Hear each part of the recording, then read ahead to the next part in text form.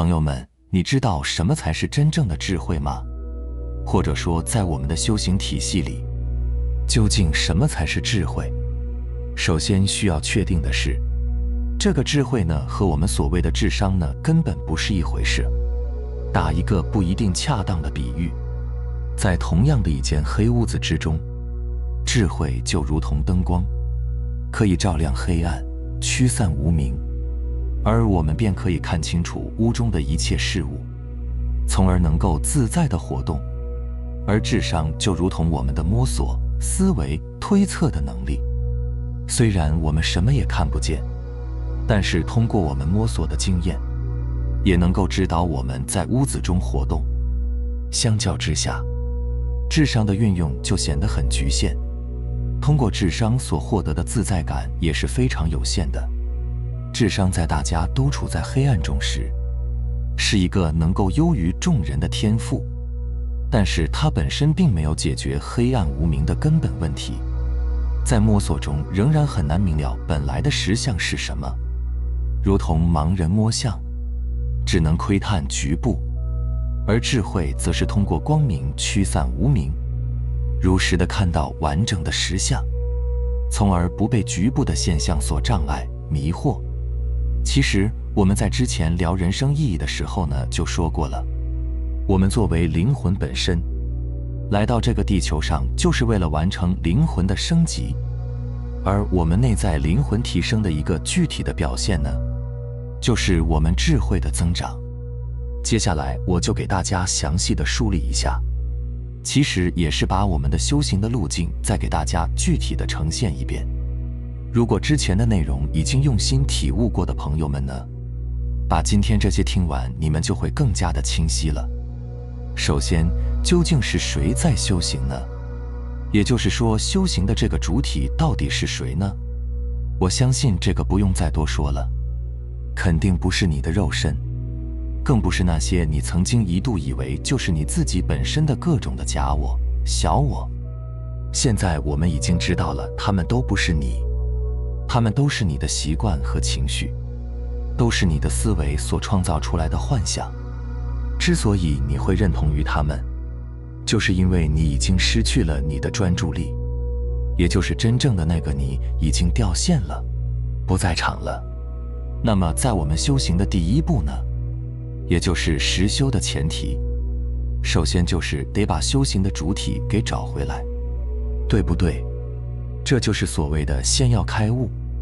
你得先让自己的这个一直处在掉线状态的，或者说沉睡状态的灵魂苏醒过来。有了主体以后，你才可以开始真正的实修，这就是所谓的悟后方可起修的意思。我们前面讲过了，我们的专注力就是我们的自由意志本身，所以第一步我们一定是要先重新提炼起我们的专注力，让自由意志重新上线，去代替那些控制了我们很久的习惯和情绪，来重新做回我们肉身的主人，而不是被自己的情绪和各种念头拉着到处乱跑。而让内在醒过来的心法呢，就是通过向内的观察去唤醒这个头脑的观察者。还记得我说过吗？我是我的观察者。一旦你开始观察了，那么你就真正是你了。随着你的经历越来越多，你走的路也越来越多，总会有机缘让你最终彻底的醒过来。即使你马上要像个木偶一样走完这一生了，那也没关系。当你面对生死的那一刻，你也一定会觉醒，但是那个时候你再醒来就为时已晚了。好，说完了实修的前提，也就是先让自由意志上线，重新提炼起专注力。紧接着呢，就是你修炼和提升定力和觉察力的过程了。所谓定力呢，就是不管当下任何内容的发生，你都不会被它带走，都不会被它所影响的能力。如果说你能做到不被内容所转，不沉迷在某个内容里面，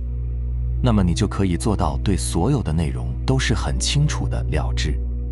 但是如果说你沉迷于某个内容，抓取某种现象，那么你的视角就会局限在那个现象中，当你局限在一种现象中的时候，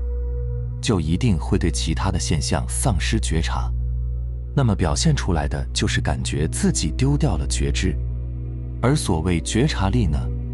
就是你可以在每一个当下看见一切真实发生的能力。注意，这个看指的可不是用眼睛看，也不是用脑子看，而是用心去看，是用心去觉知到此时此地正在发生着的所有一切。这是脱离了思维的一种直觉力和感应力，而你觉察到的这种发生呢，其实是事物表象之下的真实的发生，并非是你的大脑和认知在处理和过滤了你的眼耳鼻舌身意所收集来的这些信息以后的结果。因为这些结果往往都是着相的，因为你的思维其实只是你的习惯，你以习惯去分析和评判这些虚像，那么你得出来的也只能都是习惯，还是虚像，离真相很远。而随着你的专注力、定力和觉察力的增长，你才会逐渐的良知光明，也就是逐渐的提起了觉知。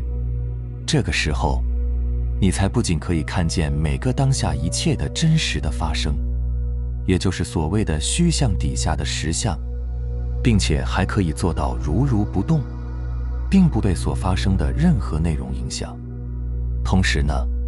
你还可以清楚地区分和分辨出每一个发生所属的范畴和属性。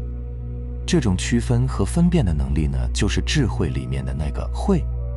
也就是透过所有的表象去看到表象之下真实的部分和底层的规律。这就是所谓的见相非相，即见如来。这样的状态呢，就是我们所说的拥有了智慧。关于这个发生所属的范畴和属性的区分呢，我再详细的说一下。它包括了你能区分出当下的这个发生，它是期待呢还是要求，它是事实呢还是表演，它是付出呢还是索取，它是爱呢还是自私，它是真善呢还是伪善，它是坚持呢还是固执，它是努力呢还是抗拒，是建议呢还是指责，是赞美呢还是讨好，是爱呢还是控制，是评判呢还是真相，等等等等。你越有智慧，你的辨别和区分当下正在发生的内容的属性和范畴的能力也就越强，你就越不会着相。而智慧的运用呢，无外乎呢，就是我们可以觉察到在虚幻的表象之下，事情正在按照什么样的规律和轨迹正在真实的发生，而这种发生往往和表象呢并不相符，甚至是相反的。同时呢，我们又可以做到不被习惯拉扯着去背离规律，而是坚定地按照规律、按照良知，去实事求是的反习惯、反人性的去做好每一件事。这就是所谓的如何运用智慧。你的专注力、定力和觉察力越强，你的智慧增长也就越多，你运用智慧的能力也就越强，你就越知行合一，你的良知呢也就越光明。这就是你在验证你的本自具足的过程。想要获得智慧的增长，还有运用智慧的能力，你就要不断地由浅入深地进行自我观察，还有提升定力和专注力的反复的刻意练习，以及不断地在每一件具体事情上的实践和验证，也就是事上练。而这个自我修炼和内在提升的过程呢，就是我们所谓的修行。最后我们要明白一点，人人皆是内在智慧圆满、本自具足的。这就是为什么儒释道以及西方所有的高级的学说呢，都在指引我们向内探求的真正原因。因为人生的意义呢，就在于你能否完成这个自我回归的过程。完成了，你的人生呢就有意义；完不成的，你的人生就会像叔本华说的那样，成了一个钟摆，左边是欲望，右边是无聊，你就在欲望和无聊的两边不停地摆动。所以我们的人生就是要完成这场伟大的回归，拒绝成为一个钟摆，最终验证我们的本自具足。明白了吗？好了，非常感谢你能看到这里，希望能对你有所触动和启发。我们下期再见。